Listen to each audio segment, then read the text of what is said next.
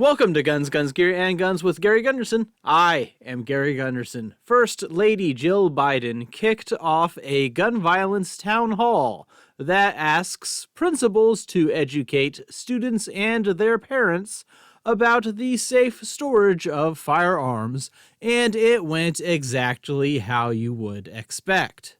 How can we accept a world where the leading cause of death for our children is gun violence? Not when gun violence is the leading cause of death for our nation's children. This is only true if you change the definition of children to include adults. Where active shooter drills are part of growing up in America. I've never understood why training for an unlikely yet deadly event is bad or traumatizing. Duck and cover. Be sure and remember. This is not a red or blue issue, man. This is a kid issue. We don't honor their memory by praising their heroism, only to turn around and fight to protect assault weapons. This is not a red or blue issue. This is a kid issue. President Biden is going to continue to call on Congress to take action to reduce gun violence, including by banning assault weapons. We're here today for one simple reason: to protect the lives of children. The Biden-Harris administration, with the help of Secretary Cardona and so many others, have taken more executive action than any other presidential administration to reduce gun violence. President Biden signed into law the most significant gun safety legislation in nearly 30 years, the Bipartisan Safer Communities Act.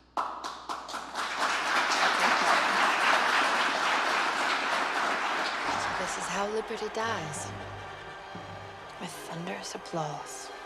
You, as principals, here in person and online, you are trusted voices in your communities. And I hear from you that you want to do everything you can to keep your students and educators safe. Well, they aren't willing to do everything. National principal organizations such as NAESP and NASSP have heavily pushed back against the idea of arming teachers and staff, and even caution having armed officers on site in an official letter that was jointly released by those organizations. You have a lot on your plates, and you should not have to be experts on safe storage of firearms. Wow, only an expert could do this. So difficult. All done. We know that between 70 to 90% of guns used in youth suicides, unintentional shootings among children, and school shootings perpetrated by shooters under the age of 18 are acquired from the home or the homes of relatives or friends. One may notice he did not say what percentage of those were locked up already. And if just half of those households with children that contain at least one unlocked gun switched to locking all of their guns, 1/3 of youth gun suicides and unintentional deaths could be prevented. People highly underestimate the ability of children and teenagers to get into things, like they forgot how it was to be a teenager. In reality, most firearm storage systems can easily be defeated if you have a spare hour and access to YouTube. And that hour time frame is being generous. If they want to get to these guns, they generally will. That the president is calling on Congress to enact legislation requiring all gun owners to safely store their firearms.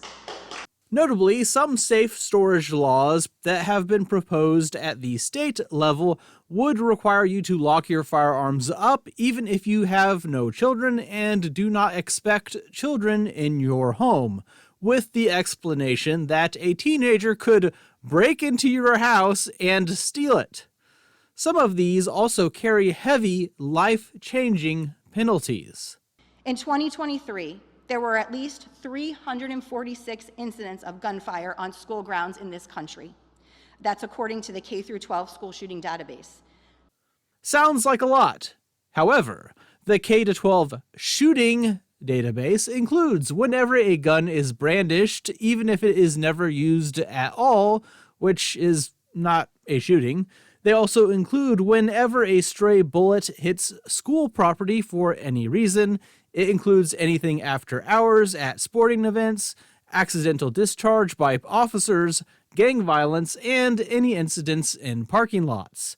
So if someone parks in a lot for some late night unaliving, that counts as well in this database. It is deceptive and cares only about shock value. I know how it can feel. Here we go. Just another thing now that we have to do. All in spite of all the mouths you have to feed as principal, all the tasks that you have, all the pressures that you have, often without recognition of what you do right. Boo-hoo. Boo-hoo-hoo. Principals, you are the trusted leader in your community. Welcome, Kevin. I wake up dead. During the Q&A portion, this last guy didn't even have a question. But I'm having a hard time finding a country like this that allows the manufacture of weapons that are simply for maiming and killing other human beings. And they do that in an instant, and then they maim and kill other human beings mentally forever. Thank you so much. Thank you.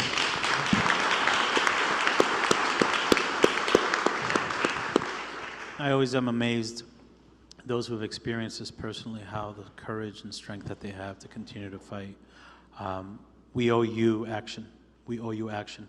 Any reflections from the panel on his remarks?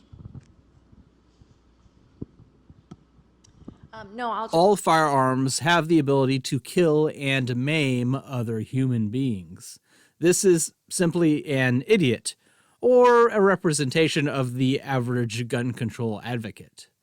They can't simply stick to one thing. I think it's fine to educate people about safe storage and proper firearm handling. Things like that used to be in some school systems. However, times have changed. And I question this coming from educators who will probably also ask students about, well, who has firearms in their homes? What kind of firearms? And generally use their position to tell students that firearms are bad. What did you think of the town hall? What do you think about safe storage laws and having educators send out pamphlets about safe storage? Let me know in the comments below. If you have made it to the end of the video, consider supporting me on Patreon, joining the Discord, subscribing to the channel, liking the video, going in with me on a timeshare, and sharing the video with others to help the channel grow. Thanks for watching.